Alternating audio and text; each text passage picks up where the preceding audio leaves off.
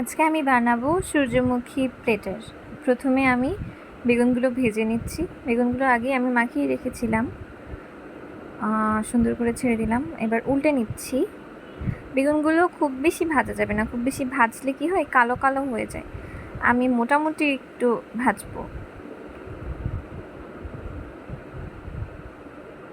এই যে দেখা যাচ্ছে বেগুনগুলো হয়ে গেছে। এরপর নামিয়ে নিচ্ছি। এরপরে আমি কেটে রাখা গাজর আর কুমড়ো ভাজি করতেছি। এটা আমি শুক্তোতে দিব, শুক্তো করব।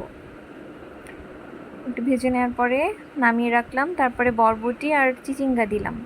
এটাও একটু করে ভেজে রাখছি।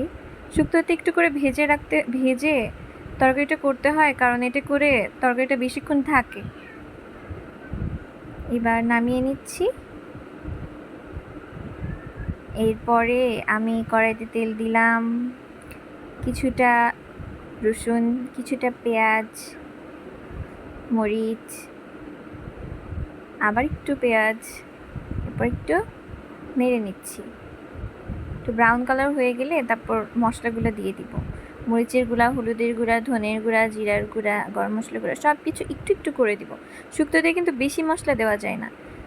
আর একটু পরিমাণ মতো লবণ দিয়ে মাখিয়ে নিচ্ছি। এরপরে আমি গোলমরিচের গুঁড়োর সাথে চিনি আর দুধ মিক্স করে রাখছিলাম, সেটা দিলাম। শুক্তো শেষ। এরপরে ডিম, সূর্যমুখী ডিম, এরপরে ডিম ভাজি করলাম একটা। এখানে মিষ্টি কুমড়ো সিদ্ধ দিচ্ছিলাম, কিন্তু ওটা হয়নি। এই যে আমার সূর্যমুখী প্লেটার।